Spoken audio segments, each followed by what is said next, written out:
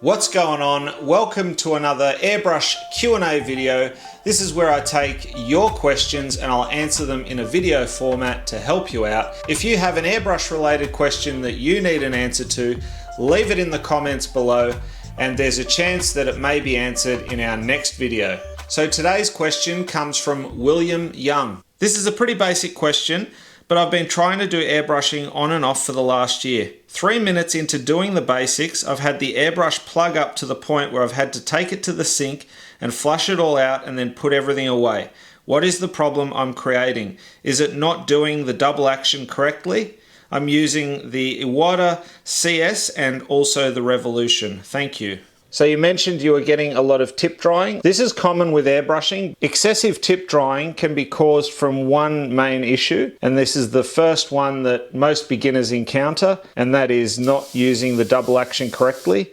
So you need to press down for air, pull back for paint, and then shut it back off. If you press down for air, pull back for paint, and then let go of the trigger, what happens is a small amount of paint gets stuck in that front section, and you'll notice that the next time you press down for air, you'll get a spurt of paint coming out. I'll demo this in a minute. And what happens is that then builds up on the end of your needle, creating more and more tip drying and then eventually blocking your airbrush, and that's why you have to pull it all apart and clean it and all that sort of stuff. So the next main thing that causes it is if you're running your paint too thick. So what I'm going to do now is I'm going to demo how the airbrush performs with the paint straight out of the bottle. So this is Trident paint. I'm just going to use an indigo blue just as a demo. Depending on what paint you're using, each brand will be different. I never run this paint without reducer in it, and that pretty much goes for all brands. Even if they say ready for use, I never do. I just find them too thick. I'm going to demonstrate now how running the paint straight out of the bottle will cause more tip drying, and then I'll show you how to thin it out to remedy the problem. All right, and I'm also going to demo the paint on, paint off. So what I was talking about was if you're painting, so say you pull back like this, then you let go of the trigger.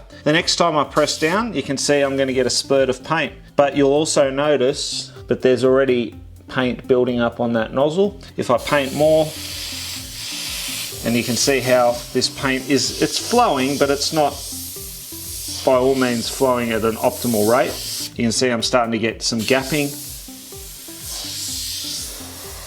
I'll keep the demo to the top part of this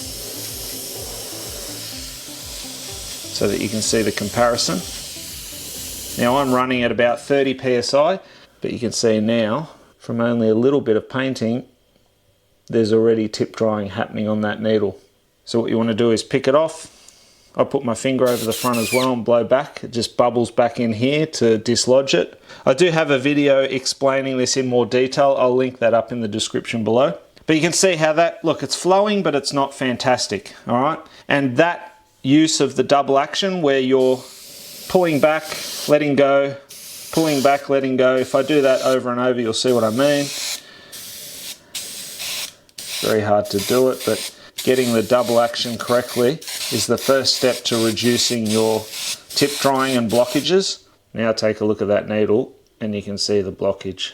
So obviously that's going to continue to dry on there and then eventually blocking up the internal part of your airbrush. Now let's use the same paint, but let's mix the paint up with some reducer. So I'll do it about 1:1 ratio. And I'm just going to quickly mix this in the cup. So I've tipped the original paint back into the bottle because that was unreduced. Now I'm putting some Trident reducer in, about half of that cup, and then I'll add the paint into that. Now always put your reducer in first if you are going to mix in the cup. Put your finger over the front and then pull back on the trigger and it'll start to bubble and effectively mix your paint. And now you'll see it's a lot smoother.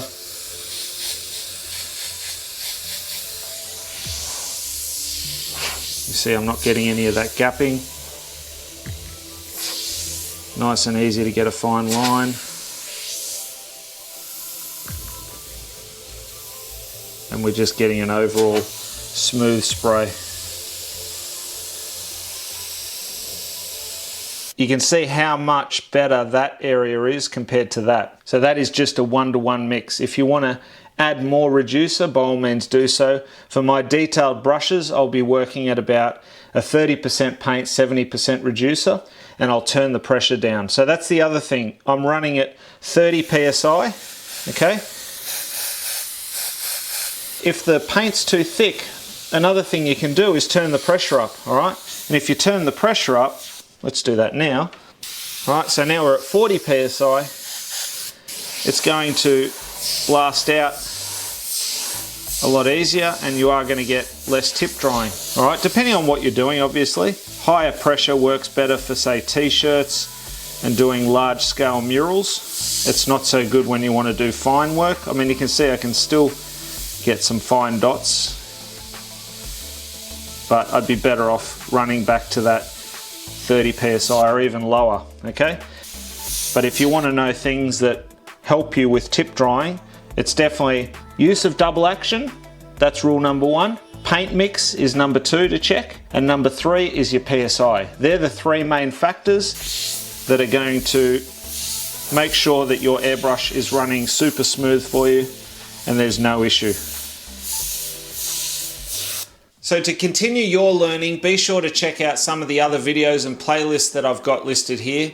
And if you do want your question answered, then leave it in the comments below as I randomly select questions that I think will be beneficial for the viewers. Until next time, go grab your airbrush, do some amazing artwork yourself, and I'll see you again very, very soon in the next video. Thanks for watching. Bye for now.